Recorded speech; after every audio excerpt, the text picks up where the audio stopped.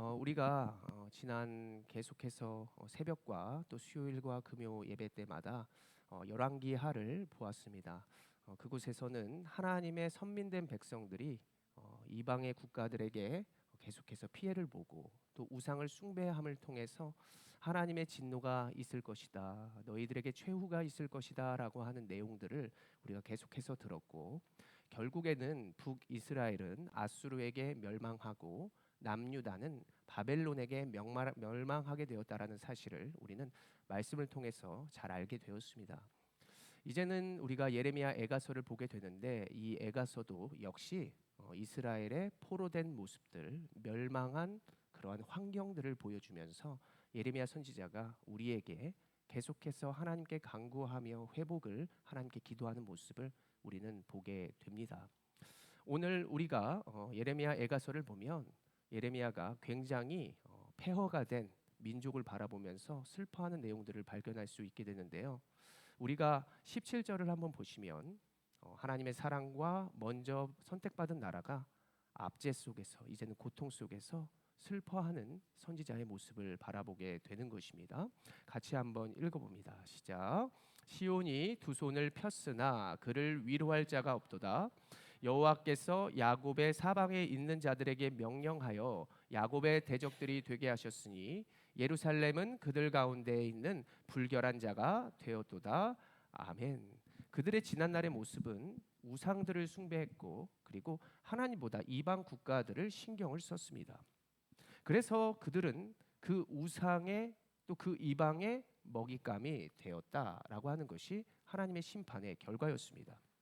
오늘 17절을 계속해서 띄워보시면 하나님은 백성들이 고통 속에 있도록 그냥 내버려 두셨다는 것인데, 그것도 모자라서 오늘 주변의 나라도 그들의 대적자가 되어 위로할 자가 그들에게 없게 되었다라고 하는 것입니다. 여기에서 보시면 17절의 말미에 불결한 자가 되었다라고 말하는 것을 볼 수 있는데, 이것은 홀로 외로이 떨어져 있다, 그리고 갇혀져 있다라고 하는 의미로 우리가 볼 수 있겠지만, 성경적인 의미와 히브리어 단어를 보면은요, 불결한 자 이런 것은 배설물이다라고 하는 뜻입니다. 배설물, 버려져도 상관없다라고 하는 것이고, 그리고 우리가 성경적인 의미를 더 깊이 있게 보면 우상 숭배자에게 이렇게 불결한 자라고 하는 그 모습들을 성경 속에서 살펴볼 수 있습니다. 이것은 마치 내가 하나님 앞에 더욱더 나아가고 거룩하려 하여도 세상은 우리를 가만히 두지 않고 나쁘게 본다는 것이죠. 마치 그리스도인들이 내가 온전한 그리스도인으로 살고 싶지만 주변이 나를 이단으로 보는 것과 같습니다. 그리고 이스라엘이 지난날 혼혈민족이라 해서 사마리아인들을 이렇게 불결한 자로 보았죠. 너희는 우리와 달라.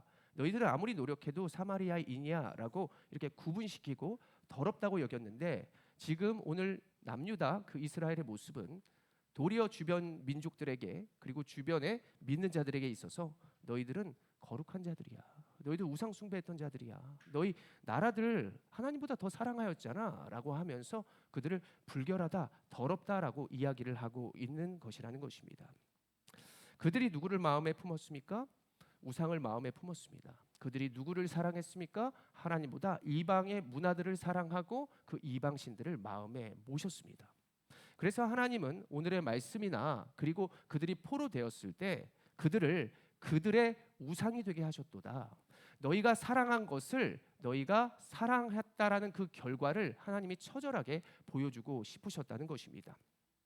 우리도 여러 가지 환경 가운데 우리의 삶을 돌아볼 수 있을 것입니다. 하나님이 나를 왜 그 집안에 시집가게 하셨을까? 하나님이 왜 우리의 그러한 부모 밑에 나를 자녀로 살게 하셨을까? 하나님은 왜 나를 계속해서 포로된 모습으로 그 환경을 살게 하셨을까? 하나님은 나에게 이 건강의 문제와 또 이런 여러 가지 상황들을 왜 나에게 지속적으로 계속해서 살게 하시는 것일까라고 하는 것을 우리가 오늘의 말씀을 보면서 조금 생각하고 도전을 해봐야 할 것이라고 여겨집니다. 오늘 예레미야는 그 이유와 깨달음이 민족의 지금 실패와 어려움이 이것 때문이었다라고 말을 하는데요. 오늘 18절의 말씀에 그가 이유와 깨달음이 이것이었다라고 말하고 있습니다. 우리가 18절을 한번 읽어보겠습니다. 시작.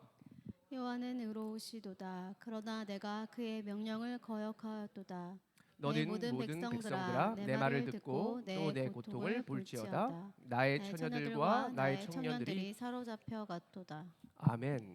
우선 말씀을 띄워보시면 나머지들은 그거에 대한 결과인데요. 그 결과가 나타날 수 있는 이유는 여호와는 의로우시다라고 하는 것입니다.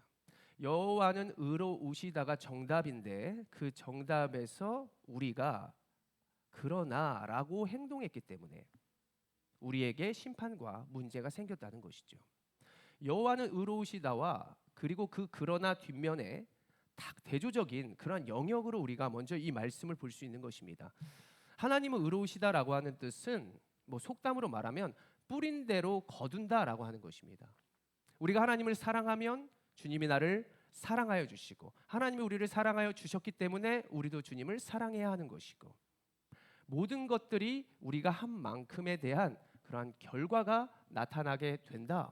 하나님이 하신 것을 우리가 그만큼 따랐을 때 그것이 이루어질 수 있는 것이다 라고 하는 원리를 우리가 오늘의 말씀에서 볼 수 있습니다. 오늘 하나님의 의로우시다라고 하는 뜻은 결과적으로 한마디로는 공정하다라고 하는 것인데요. 하나님은 공정하다라고 하는 것을 선지자가 깨달았다는 것입니다. 그래서 공평과 공의의 의미는 하나님은 우리가 하나님께 나아가는 만큼 기도하는 만큼 그리고 우리가 하나님께 거하는 만큼 하나님은 나의 삶과 우리의 주변을 하나님이 그에 걸맞게 만들어 가시고 행하신다라고 하는 것입니다. 그래서 예레미야 이제 기도하는 모습을 보면 너는 내게 부르짖으라 내가 내게 응답하겠고 이 모든 기도 시작이 뭐냐면 그가 먼저 하나님의 공의를 말하는 것입니다. 그것을 이루며 성취하시는 여호와. 성취는 자신이 목적과 어떠한 노력에 의해 이루어지는 결과죠. 그래서 예레미야 애가는 어떤 신학자가 그랬었는지는 모르겠지만 저는 그렇게 생각합니다. 공의의 하나님을 나타내는 그러한 선지서다라고 말씀을 드리고 싶습니다. 그런데 우리가 왜 매달리지 않을까? 우리가 왜 하나님께 거하지 않을까? 왜 열심히 기도하지 않을까? 라고 하는 것을 제 스스로나 주변을 보았을 때 우리가 한번 따라해 볼까요? 아직 살만하기 때문이다. 아직 버틸만하기 때문이다. 그렇습니다. 아직 이제 핸드폰으로 말하면 아직 10% 있는데 배터리가 10% 있는데 뭐 이 정도면 1시간 버티겠는데 이런 사람이 있는가 하면 사명이 있는 사람은 내가 잠시나마 배터리를 충전하면서 20% 30%랍니다. 전화해서 수다 떨려고 배터리를 충전하는 게 아니라 내가 하나님께 그래도 알고 있죠. 내가 천국 갈 거 알고 있는데 또 왜 기도하는 거예요? 또 내가 왜 충전하는 거예요? 하나님의 마음을 지금 순간에도 소통하면서 하나님의 뜻대로 내가 살아가고자 하는 것입니다. 그러면 주님도 우리를 통하여 그것을 일하시니까 기쁘고 우리도 주님께 쓰임을 받으니까 우리도 기쁨으로 살아갈 수 있고 이것이 바로 오늘 예레미야 선지자가 깨달았던 하나님의 공의라고 하는 것이라고 말씀을 드리고 싶은 것이죠. 우리가 살면서 그러한 유혹과 내가 이 정도면 괜찮아 오늘 이 정도도 많이 했어라고 하는 마음들 때문에 하나님께 더 매달리지 않고 더 나아가지 않는 신앙생활이 우리에게 유혹이 된다라고 할 수 있는데 저는 우리 모두가 진짜 하나님이 공의로우시고 분명히 내 대에 이루시지 못하면 하나님이 나와 가장 가까운 자를 통해서 너의 부모가 그리고 너의 주변이 이렇게 살았기 때문에 이렇게 나아갔기 때문에 너가 축복받는 거야. 너가 은혜 받는 거야 라고 하는 사실까지도 깨닫게 하시면서 분명히 우리의 가족과 주변을 나 때문에 축복하여 주실 것을 여러분들 꼭 믿으시기를 바랍니다. 제가 증거입니다. 제가 증인이고요. 늘 말하잖아요. 늘 똑같은 말을 하지만 저희 아버지는 딱 60세에 돌아가셨어요. 그리고 뭘 누리지도 못했어요. 그냥 좀 누려보려고 그랬는데 그냥 하나님이 부르셨어요. 그런데 그분이 변화되기보단 그분 주변이 바뀌고 그리고 그분 때문에 제가 맨날 그분에 대한 어떤 간증을 하고 그분 때문에 제가 저희 후손들 저희 자녀들에게도 너희 할아버지는 이런 할아버지였고 아빠는 이런 사람이었는데 이렇게 바뀌었어. 한 사람의 기도가 이렇게 가정을 바꾸고 한 사람의 기도가 우리의 가문에 추도 예배를 드릴 수 있도록 하고 이런 모든 것이 헛된 것에 예배하고 헛된 것에 살아가는 것이 아니라 정말 영원한 것에 예배하고 영원한 것을 바라보는 아버지가 하나님 아버지 믿는 너희 아버지야. 돈 같은 거, 그리고 세상에 뭐 아버지가 외모가 잘 뛰어나고 이게 중요한 게 아니라 분명한 목적과 자신감과 분명한 믿음을 갖고 살아가는 네 아빠가 제일 멋있는 사람이라니까. 이런 정체성을 가진 여러분들의 아들들인 줄 믿습니다. 예. 복음을 부끄러워하지 않는 삶, 오늘도 내가 사명이 있기에 기도하는 우리들의 삶. 정말 저는 여러분들이 하나님 아버지에 대한 믿음을 가지고 분명한 뿌린 대로 거두게 하신다는 공의 하나님을 믿으시면서 함께 주님을 위하여 열심으로 나아가는 모든 자들이 되시기를 간절히 소원합니다.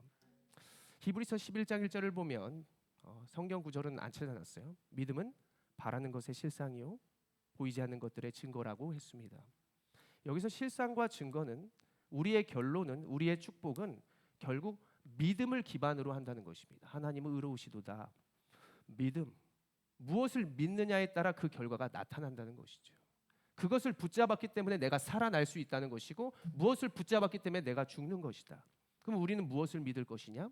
무엇의 증인이 될 것이냐? 무엇의 증거가 될 것이냐? 그래서 끝까지 우리가 붙들어서 나아갈 분은 하나님 아버지시고 그 하나님 아버지로 인하여 내가 이렇게 살았노라고, 이것이 행복이라고 말할 수 있는 우리 모두가 되어야 할 줄로 믿습니다. 여러분들을 돌아보십시오. 사도 바울은 이러한 말을 했습니다. 고린도전서 10장 21절. 우리가 조금이나마 우상되고 세상을 살아가는 모습이 있다면 그 마음 가지고 한번 이거 읽어봅시다. 시작. 너희가 주의 잔과 귀신의 잔을 겸하지 마시지 못하고 주의 식탁과 귀신의 식탁에 겸하여 참석하지 못하리라. 아멘. 우리에게 어울리는 밥상, 어울리는 것을 먹어야 한다는 것입니다.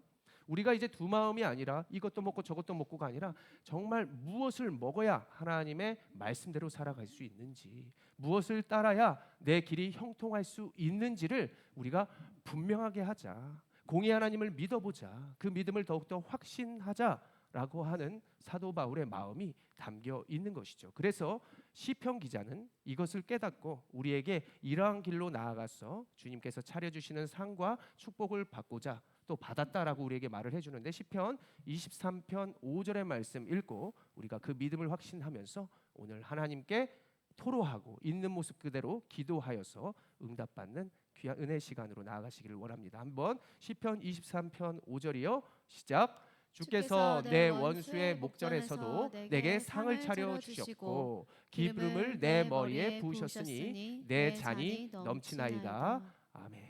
오늘 우리의 잔이 넘쳐나기를 원합니다. 하나님께서 주시는 분명한 뜻이 있을 것입니다. 사랑하는 딸아, 너가 지금 그러한 상황에 있는 것은 이러한 나의 계획 때문이야. 분명한 믿음을 그 자리에서도 보여주고 그 원수의 자리에도 내가 너에게 차려주는 상으로 말미암아 너가 승리하기를 원한단다라고 하는 주님의 음성과 주님께서 인도하시는 바를 우리가 바라볼 수 있는 기도의 시간으로 나아가겠습니다. 기도하겠습니다.